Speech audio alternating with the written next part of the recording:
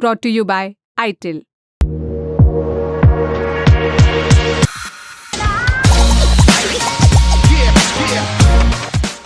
अरविंद केजरीवाल जी निश्चित तौर पर भगवान है। मैं तो उनको कह ही चुका हूँ, कृष्ण के अवतार हैं वो।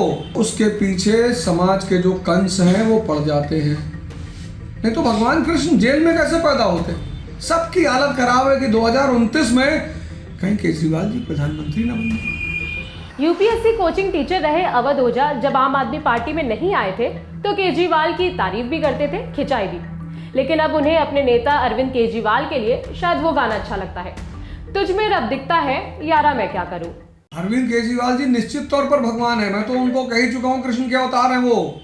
जब भी कोई व्यक्ति समाज बदलने की कोशिश करता है और जब भी कोई व्यक्ति गरीबों का मसीहा बनने की कोशिश करता है तो उसके पीछे समाज के जो कंस हैं वो पड़ जाते हैं। नहीं तो भगवान कृष्ण जेल में कैसे पैदा होते? क्या बिगाड़ा था भाई देवकी और वासुदेव ने?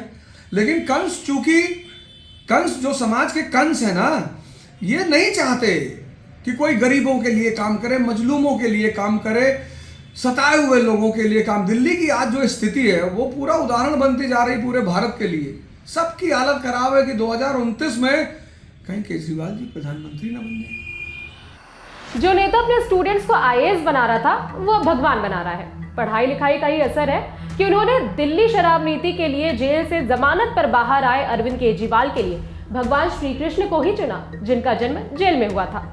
ओझा जी अब पटपड़गंज सीट से आम आदमी पार्टी के उम्मीदवार हैं, जहां से डिप्टी सीएम और शिक्षा मंत्री रहे मनीष सिसोदिया साल 2013 से विधायक रहे हैं।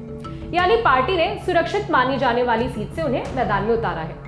अवध ओझा की एक और पहचान है, वो है गोंडा वाले अवध ओझा सर। गोंडा पूर्वांचल में आता है और दिल्ली के चुनाव में पूर्वांचली वोटों की कितनी अहमियत है वो इस बात से समझिए कि बीजेपी ने मनोज तिवारी को 4 साल से यहाँ का प्रदेश अध्यक्ष बनाए रखा।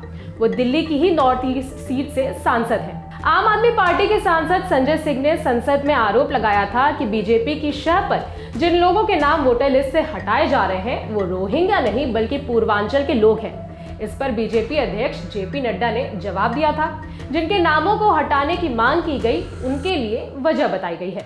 इन्होंने कहा कहीं ऐसा तो नहीं जिनके नाम काटे जा रहे हैं वो रोहिंग्या हैं। हमारे उत्तर प्रदेश के भाई, हमारे पूर्वांचल के भाई, हमारे यूपी बिहार के भाई जो 40-40 साल से दिल्ली में रह रहे हैं, अपने श्रम अपने खून पसीने से दिल्ली को बना रहे हैं, आप उनको रोहिंग्या करें।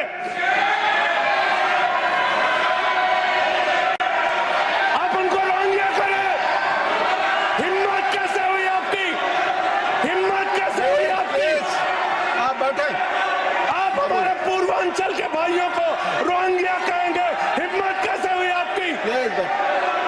हिम्मत नहीं होनी चाहिए आपकी। आगे बोले। पूर्वांचल के लोगों को ये बांग्लादेशी कह रहे हैं। मैं नाम पढ़ रहा हूं, राम सिंह बसंत विहार में रहते हैं, उनका वोट कटवाया गया। राम बसंत विहार में रहते हैं। आप सब बैठिए। ये पता है सर, आपके सदन पर रखूंगा। ये हिंदू लोग हैं।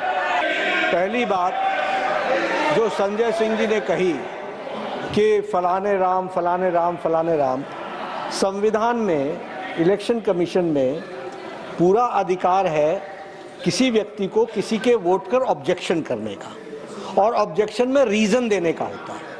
जिन लोगों ने भारतीय जनता पार्टी की तरफ से ऑब्जेक्शन दिया है तो साथ में रीजन भी दिया है, और वो चाहे पूर्वांचल हो, चाहे रोहिंग्या हो, चाहे बांग्लादेशी हो, चाहे घुसपैठिया हो, वो सब उसमें आते हैं। दूसरी बात इसलिए इसको राजनीतिक रंग देने की जरूरत नहीं है।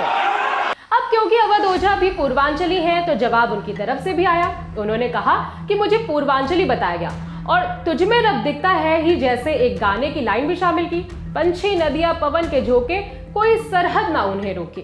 लेकिन ये जो नड्डा साहब ने हमें रोहिंग्या बताया कि पूर्वांचली रोहिंग्या हैं, मुझे उनका मकसद उसके पीछे दिखाई पड़ता है। गाना है ना, पंछी नदियां पवन के झोंके, कोई सरहद ना इन्हें रोके। शिक्षा स्वास्थ्य विकास की धारा, कोई राज्य ना इन्हें रोके। अब जब पूर्वांचली भाइयों को पता चल रहा है कि असली विकास कहां हो रहा है और हमें किसके साथ रहना है।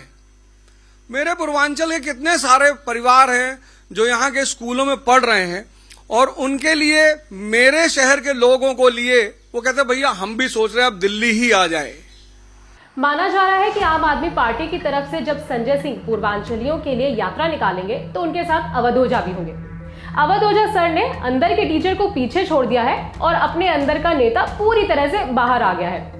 जाते जाते वो बयान भी सुना देते हैं जिसमें अवध ओझा ने केजरीवाल को भगवान श्री कृष्ण का अवतार बता दिया है। अरविंद केजरीवाल जी निश्चित तौर पर भगवान है, मैं तो उनको कह ही चुका हूं कृष्ण के अवतार हैं वो। जब भी कोई व्यक्ति समाज बदलने की कोशिश करता है और जब भी कोई व्यक्ति गरीबों का मसीहा बनने की कोशिश करता है तो उसके पीछे समाज के जो कंस हैं वो पड़ जाते हैं। नहीं तो भगवान कृष्ण जेल में कैसे पैदा होते? क्या बिगाड़ा था भाई देवकी और वासुदेव ने? लेकिन कंस, चूंकि कंस जो समाज के कंस है ना, ये नहीं चाहते कि कोई गरीबों के लिए काम करे, मजलूमों के लिए काम करे, सताए हुए लोगों के लिए काम। दिल्ली की आज जो स्थिति है वो पूरा उदाहरण बनती जा रही पूरे भारत के लिए। सबकी हालत खराब है कि 2029 में कहीं केजरीवाल जी प्रधानमंत्री ना बन जाए। इस खबर में बस इतना ही। अवध ओझा के इस बयान पर आपकी क्या राय है, कमेंट करके बताइए। खबर को लिखा है हमारे साथी गौरव ने। मेरा नाम है विभावरी। देखते रहिए दी लल्लन टॉप। शुक्रिया।